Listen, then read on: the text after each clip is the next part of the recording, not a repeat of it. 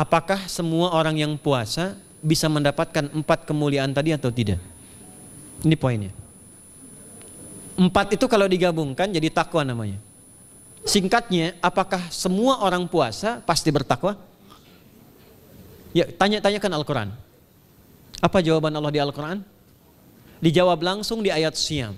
Al-Baqarah ayat 183. Ya ayyuhalladzina amanu kutiba alaikumus kama kutiba alal ladzina min la'allakum.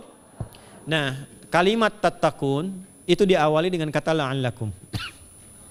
La'alla itu namanya harfu taraji.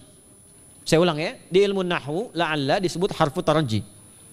Al-Imam As-Suyuti berkomentar begini.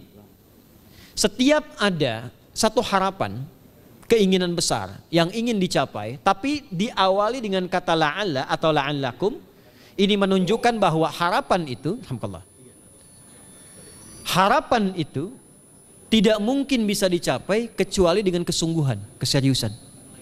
Jadi ketika Allah menutup kalimat puasa, ayat puasa dengan kata la'allakum seakan memberi kesan, tidak semua orang puasa akan mendapatkan kenaikan takwa dan jaminan 4 kemuliaan tadi kecuali orang yang serius puasanya. Orang yang sungguh-sungguh puasanya. Karena itulah untuk menunjukkan kesungguhan itu, bagian terakhir kita, Nabi memberikan 3 amalan utama. Saya akan bacakan dengan cepat 3 amalan utama yang dikuatkan oleh beliau kepada para sahabat sebelum tiba Ramadan dan sampai sekarang menjadi kurikulum Ramadan Nabi. Jadi kalau ibu bapak ingin mengeluarkan kurikulum Ramadan Nabi, nanti bikin agenda saat Ramadan. Ya, supaya nggak pusing nanti. Kalau masuk hari pertama apa yang dikerjakan, hari kedua apa yang dikerjakan, subuh apa, siang apa, sore apa. Cuman nanti saya berikan 3 yang pokok ini. Ada 3. 1, meningkatkan sholat. Saya ulang ya, meningkatkan apa? Salat. Kalau meningkat secara singkatnya berarti bertambah dari yang sekedar fardu tambah dengan apa? Sunnah. Maka dari sekarang keluarkan semua jenis solat-solat sunnah. Keluarkan dari sekarang apa saja, siang dan malamnya. Yang rawatib ada berapa rawatib? Rawatib 12. Ya, rawatib itu yang melekat dengan solat fardu dan menentukan untuk memperbaiki solat fardu.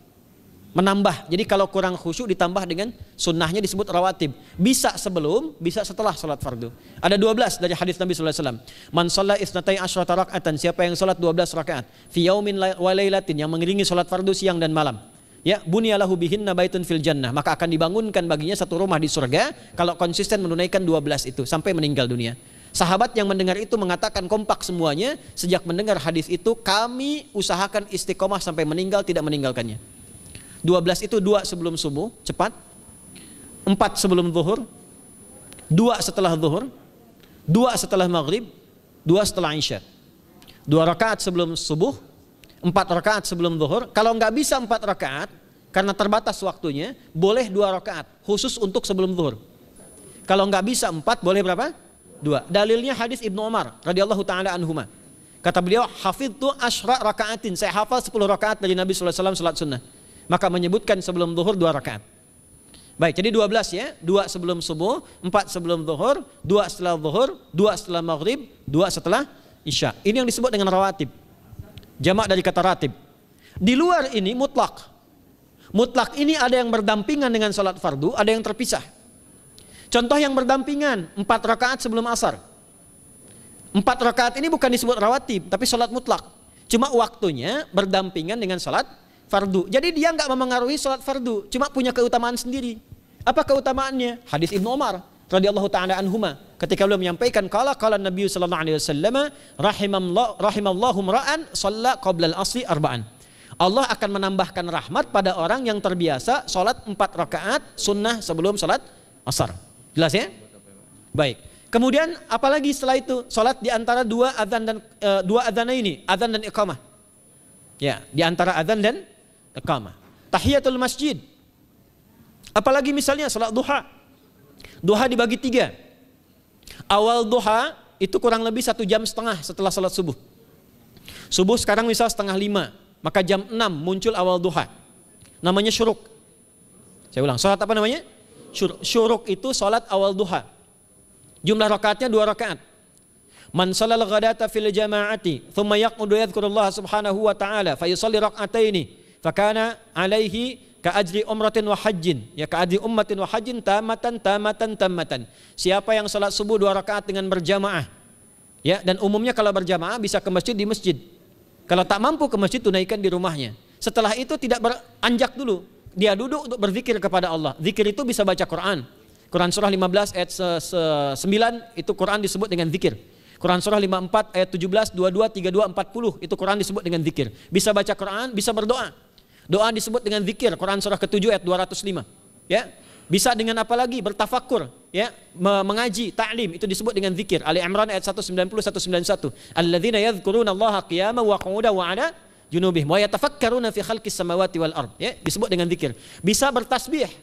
Zikir pagi petang, kalimat-kalimat thayyibah, ada itu di Quran surah ke-4 ayat 103. Jadi habis salat subuh zikir dulu. Doa dulu, zikir dulu, belajar dulu, tafsir dulu. Setelah itu muncul syuruk. Perjalanannya disebut isyraq, melewati masyrik, 1 tombak bayangan, dia salat 2 rakaat, itu pahala salatnya senilai haji dan umrah. Sempurna. Bukan sudah haji, bukan. Mau kemana? Ibu mau haji dulu? Tidak. Ya, hajinya nanti bulan Dzulhijjah. Tapi senilai haji dan umrah itu 2 rakaat. Awal duha disebut apa? Syuruk. Pertengahan duha sekitar jam 9 jam 10. Jumlahnya 2 sampai 4 rakaat. Ya, 2 sampai 4 rakaat. Apa fungsinya? 1, mengganti seluruh zikir yang ada dalam tubuh kita. Mata berzikir, telinga berzikir, lisan berzikir, bisa diganti dengan 2 rakaat duha. Itu waktunya pertengahan duha. Kurang lebih dari jam 8, 9, 10 lah, kurang lebih 3 jam itu, ya. Yang kedua, bisa menghambat atau menghentikan, menahan satu musibah umum. Misal ada kebanjiran nih atau macet nih. Orang-orang kena macet. Bapak yang biasa sholat duha pertengahan itu tiba-tiba ditolong oleh Allah, dibebaskan. Tiba-tiba ada orang datang, Pak lewat sini di sana macet. Atau dibimbing ada kontraflow. Itu manfaatnya duha tuh. Yang pertengahan. Yang terakhir adalah akhir duha. Sekitar jam 10 sampai jam 11 menjelang ke zuhur. Ya, akhir duha itu jumlahnya dari 2 bisa 4 sampai 8 rakaat. Di antara manfaatnya bisa mempermudah datangnya rizki dengan izin Allah Subhanahu wa taala ketika ikhtiar. Itu duha. Nanti ke malamnya silahkan tahajud, tingkatkan tarawihnya sampai ditutup dengan witir. Itu salat. 2 yang terakhir saya cepat, 2 yang terakhir adalah banyak berinteraksi dengan Al-Qur'an. Ada 3 caranya. 1, banyak membaca. Itu namanya qiraah. Silahkan Bapak Ibu siapkan dari sekarang, targetnya khatam misalnya 1 kali berapa juz? 30 juz. Kalau mau gampang bagi 30, berarti 1 hari berapa? 1 juz. Paling gampang lagi, supaya nggak capek ngajinya, supaya nggak capek, bagi 1 juz 5 waktu sholat. Contoh, juz pertama itu Al-Baqarah plus Al-Fatihah. Al-Fatihah saya nggak hitung lah karena sudah hafal ya. Al-Baqarah itu 141 ayat, juz pertama. Bagi 5, 28. Jadi setiap ketemu waktu sholat, bagi 2 lagi, 28 bagi 2 berapa? 14. Sebelum sholat baca 14 ayat, setelah sholat baca 14 ayat. Itu 14 ayat tuh paling-paling nggak nyampe 5 menit Bu, Pak. Kalau investasi 10 menit setiap waktu sholat, bagi 2 kita baca 14 ayat, itu insya Allah selesai Ramadan khatam Quran. Itu udah rumus. Ya, tidak cukup dengan amin, siapkan dari sekarang. Siapkan. Ya. Kemudian mengkaji, kajian, tilawah. Itu tilawah itu di hadis Muslim pahalanya banyak. Ya, majtama'a qaumun fi baitin min buyutillahi. Ya, kita ngajinya Quran hadis ya, biar apa lebih kuat dalilnya. Majtama'a qaumun fi baitin min buyutillahi yatluna kitaballahi wa yatadarasuna fima bainahum.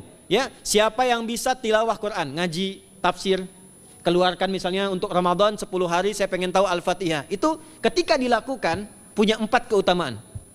1, ghasyiyatuhum rahmah. Selama ngaji rahmat Allah dibentangkan. Kalau pengen doa cepat dikabulkan, kalau istighfar diampuni. Yang kedua, awas, ini nazalat alaihimus sakinah, diberikan ketenangan dalam jiwa. Bapak Ibu pengen di rumah tangga nyari sakinah, isi dengan Quran di rumah. Amalan terakhir infak. Ya, hadisnya dari Ibnu Abbas, an Ibnu Abbas radhiyallahu taala anhuma, qala, ya, beliau mengatakan kana Nabi sallallahu alaihi wasallam ajwadan nas wa ajwadu ma yakunu fi Ramadan. Adalah Nabi sallallahu alaihi wasallam itu orang yang sangat luar biasa dermawan dan lembut. Dan bertambah dermawan lagi ketika tiba Ramadan. Apa yang dilakukan Nabi? Mensupport sahabat, siapapun yang punya anggaran untuk infak, disiapkan sebelum Ramadan. Jangan berpikir banyak Bu. Yang penting ada anggaran, 30.000 nggak ada masalah. Setiap hari 1.000, tidak harus uang, makanan. Pernah dengar hadis ini nggak? siapa yang memfasilitasi bukaan orang puasa walaupun dengan sebiji kurma dan sehirup air, maka dia mendapatkan pahala seperti orang puasa itu tanpa dikurangi sedikit pun. Ada? Hadisnya sahih di At-Tirmidzi. Tapi bukan berarti nyari kurma ke Tanah Abang setiap hari satu. Terus minumnya satu sedotan aja ganti-ganti. Ya, maksudnya apa? Yang paling minimal kita bisa keluarkan. Itu pahalanya 700 kali lipat dikali 10. Paling standar. 700 kali itu standar biasa di hari ini. Dalilnya Al-Baqarah ayat 261 yang dibacakan Adinda tadi kita itu. Ramadan kali 10 lagi. Maka dari itu disiapkan dari sekarang untuk infak. Kalau kami di desa itu, ibu saya selalu kalau Ramadan itu RT-nya setiap rumah. Ini untuk bukaan hari ini rumah A, rumah B, rumah C. Bukaan besok rumah A, rumah B, rumah C. Boleh tuh di PWM Pak dipraktikkan. Ya, misalnya anggota perserikatan siapa dikasih kesempatan. Mungkin nanti yang lain kurmanya, yang ini misalnya jeruknya, yang ini ininya. Setiap ada bukaan ya kirim ke yatimnya, ya kemudian ke pondok-pondok asuhan Muhammadiyah yang tadi disebutkan sekian ribu itu, cari pahala. Ya, saya kira itu yang bisa saya sampaikan sampai dengan batas waktu yang diberikan. Semoga bermanfaat dan semoga Allah Subhanahu wa taala memberikan kemuliaan kepada kita semua, kesehatan. Dan saya yang terakhir saya ingin sampaikan doa penting. Tolong hafalkan doa ini. Dan ini doa yang diajarkan Nabi menjelang Ramadan supaya mendapatkan kesehatan, kekuatan, keselamatan untuk beribadah saat Ramadan. Hadisnya di At-Tirmidzi nomor hadis 3254. Qala, langsung saja qala Nabi sallallahu alaihi wasallam. Allahumma ahillahu alaina bil yumni wal iman was salamati wal islam rabbi wa rabbukallah. Nah, itu tolong nanti dihafalkan, tadi sudah direkam, dibimbing. Nanti ketika ditetapkan masuk awal Ramadan, bacakan itu. Ya Allah, anugerahkan awal Ramadan kepada kami dengan ketenangan, kedamaian, kekuatan iman, keselamatan, sehat, nggak sakit sampai selesai puasanya, diberikan kekuatan untuk ibadah dalam keislaman dan diikhlaskan hanya karena Allah Subhanahu wa taala. Subhanakallahumma wa bihamdika nasyhadu an la ilaha illa anta nastaghfiruka wa natubu ilaik wa akhiru da'wana anil hamdulillahi rabbil alamin wal 'afu minkum fastabiqul khairat. Assalamualaikum warahmatullahi wabarakatuh.